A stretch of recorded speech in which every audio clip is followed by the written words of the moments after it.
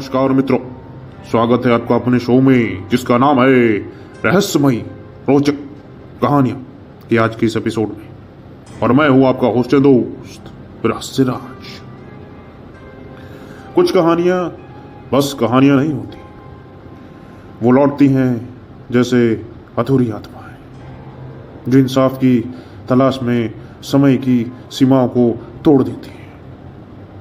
आज सुनिए एक ऐसी ही कहानी, एक रहस्यमयी पुनर्जन्म की कहानी। साल था 2020। एक युवा पत्रकार अर्णव श्रीवास्तव, जो अजीब घटनाओं की खोज में हमेशा आगे रहता था, उसे एक दिन चिट्ठी मिलती है। कोई नाम नहीं, कोई पता नहीं, बस लिखा था, तुम्हें याद है वीरेनगढ़? शायद अब वक्त है कि तुम वापस आ जाओ। अजीब बात यह थी कि अर्णव कभी वीरेनगढ़ गया ही नहीं था, लेकिन फिर भी इस नाम ने उसके अंदर कुछ जगा दिया था। कुछ ही दिनों में अर्णव उस गांव वीरेनगढ़ पहुंच गया। उजड़ा हुआ, वीरान और जैसे समय में फंसा हुआ। गांव वाले अजनबियों से बात करने से कतराते थे, पर एक बूढ़ी दादी अर्णव को देखकर थम सी गई और बस इतना बोली, तू फिर लौट आया।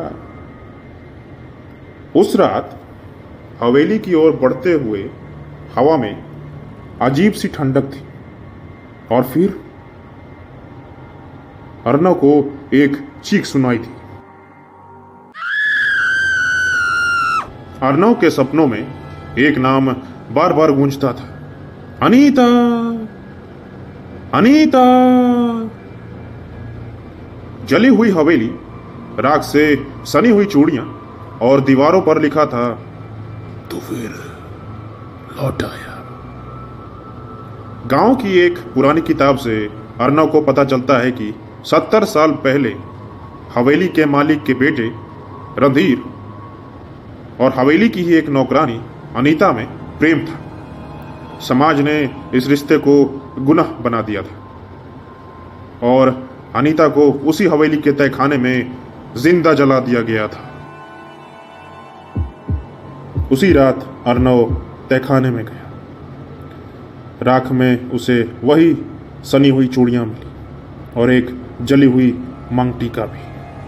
तभी दीवार पर अर्णव को खून से लिखा हुआ दिखा, रणधीर, मैंने तेरा इंतजार किया है। अचानक सब कुछ घूमने लगा और जब अर्णव की आंखें खुली तो वो 1947 में था। वही हवेली और सामने अनीता जिंदा खड़ी थी। अर्णव को सब याद आने लगा था। अर्णव ही रणधीर था जिसने वादा किया था कि वह एक दिन जरूर लौटेगा और अनीता को मुक्ति दिलाएगा।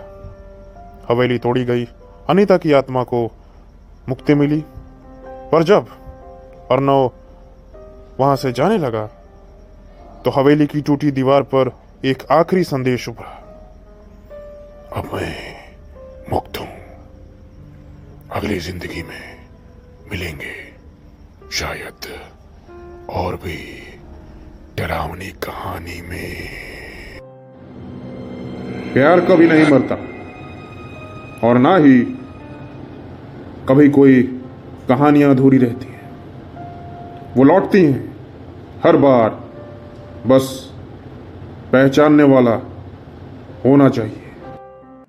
आपको हमारी यह कहानी कैसी लगी कमेंट बॉक्स में जरूर बताएं, और आपको अगर कहानी ऐसी और भी सुननी है तो कमेंट बॉक्स में वह भी बताएं। और हमारी वीडियो अगर अच्छी लगी हो तो उसे लाइक करना ना भूलें। अगर आप अभी तक हमारा चैनल सब्सक्राइब नहीं किए हैं तो उसे सब्सक्राइब भी कर लें और बेल आइकन दबाना बिल्कुल भी ना भूलें, क्योंकि उससे आपको हमारे चैनल की नए वीडियोज़ की नोटिफिकेशन मिलती रहेंगी। माता पिता का ध्यान रखें, स्वस्थ रहें। घर के बाहर, घर के भीतर, छत पर, बालकनी में बेजुबानों पंछियों के लिए पानी अवश्य रखें। धन्यवाद।